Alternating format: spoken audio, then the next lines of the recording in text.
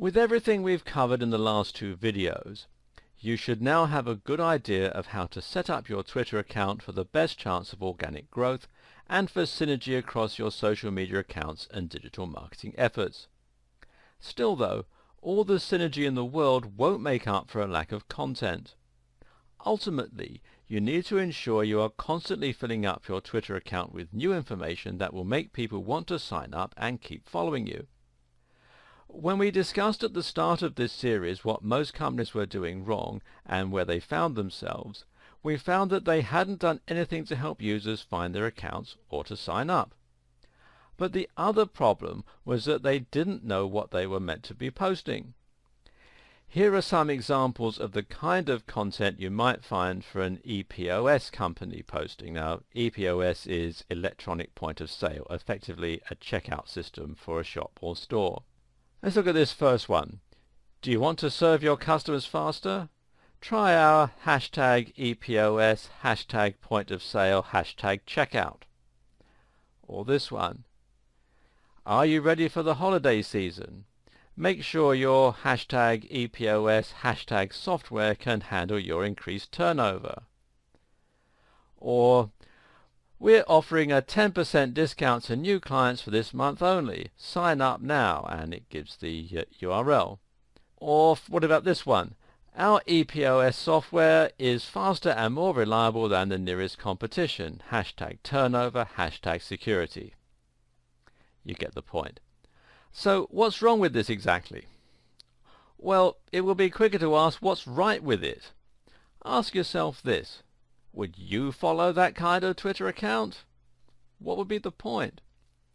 If you were an existing customer, then seeing adverts for something you were already using wouldn't exactly offer much value.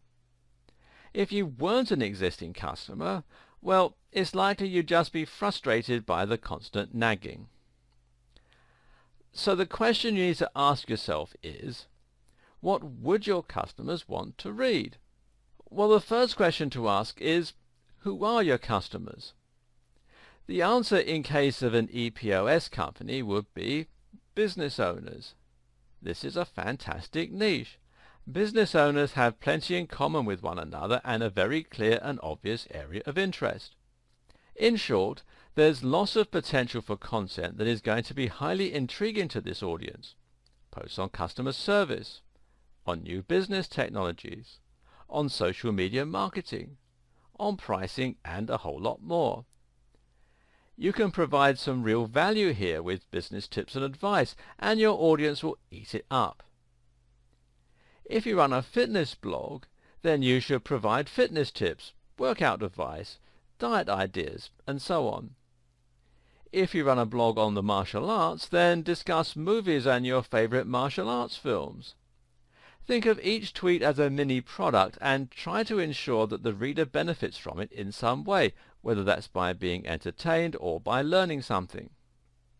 For businesses, industry news can also prove very popular, especially if it facilitates teamwork between brands, which we'll look at shortly. Another approach to take is a little less on the nose. Instead of directly discussing your niche industry or service, you can talk about the lifestyle of people involved with your topic instead. In other words, you try to sell the idea that you're part of a community and you post on subjects that might inspire or that your audience can relate to. This would work well for our EPOS company. It's likely they're a small team and they probably work with a lot of other businesses that are also just starting out. This then puts them in the perfect position to tweet about their business. Maybe to show some behind-the-scenes photos of a new store that's setting up somewhere, or maybe to upload pictures of the team to Instagram at Christmas time wearing Christmas hats. This is inspiring and motivating for other young companies, and it subtly shows off what that EPOS service can offer without ramming it down everyone's throat. It can work even better for some commercial businesses selling useful things. Going back to the outdoors fitness companies selling those running shoes, they can easily promote the outdoor lifestyle with Instagram pictures of people running on the beach or of hiking boots covered in snow. They could also tweet motivational sayings like, "Success is the last person to stop running."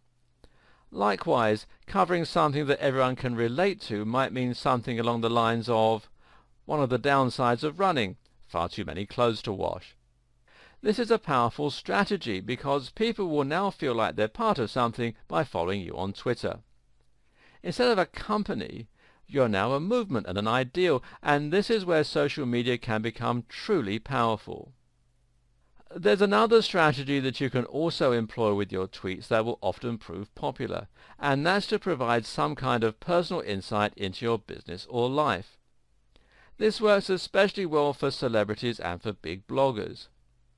If you follow a well-known blogger, then you might find that you want to get some insights into their lives. What do they do in their spare time? What's their view on whatever? What do they eat for dinner? This sort of thing sounds trivial and boring, but if your fans really respect your content, you may be surprised at how interested they are in these seemingly mundane aspects of your life. It adds a new dimension to your content. It helps them to get to know you, and it builds trust and familiarity. So if you're a fitness blogger, don't be afraid to tweet a picture of what you're having for dinner. If you're a business owner, don't be afraid to post a picture of your busy commute one morning. Of course, it's important to gauge this correctly, and some of you will find it much easier and more suitable to employ this technique than others. If you're part of a multinational corporation, then you may find it's not appropriate to be too personal. If you run a small business, though, a few personal or behind-the-scene posts can help you to get to know you. But if you're a blogger in the same vein as Pat Flynn or Tim Ferriss, then feel free to be as personal and opinionated as you like, without offending anyone, of course. Another way to ensure that your Twitter is constantly full of interesting, relevant and quality information is to react to what's in the news and what's trending. Some people have described Twitter as being the pulse of the planet. What they mean by this is that the short-form content on Twitter and the large number of users makes it a great place for qualitative data. In other words, there are lots of words being posted in a format that's easy to interpret, and that way you can almost get the mood of the internet as a whole. Likewise, you can find out what's on the mind of the population by looking at what's trending, or which hashtags are currently being used most often. In all likelihood, if something big has just happened in the news, say a big celebrity were to have died, then hashtags related to that topic will be among the most widely used at that time. Eventually, one particular hashtag will rise to prominence and will come to represent that topic on Twitter. So, if an imaginary celebrity called Johnny Big Star were to die, then our popular hashtag might be hashtag RIP Johnny Big Star, or hashtag JB, etc. As someone who's trying to build prominence on Twitter, it's always a good idea to comment on these sorts of topics where possible. This is because you can be sure that lots of people will be looking for those hashtags and will be retweeting that content. What's more, once you have established your brand on Twitter, people should be interested to see your take on the matter. Just make sure you are careful not to be too divisive or offensive, unless this is your strategy, of course, and make sure that you only comment when you have something worthwhile to contribute.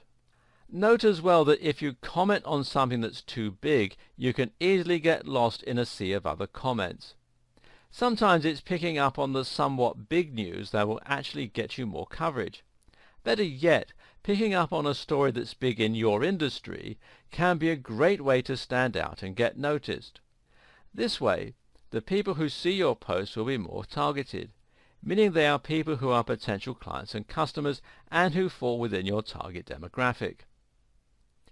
Make sure that you keep one ear to the ground and do everything you can to stay constantly up to date with the latest developments. This might mean reading other blogs or industry newsletters. It might even mean following other Twitter users in your niche. Notice how useful it is when companies share news. And we'll continue this video in part 2.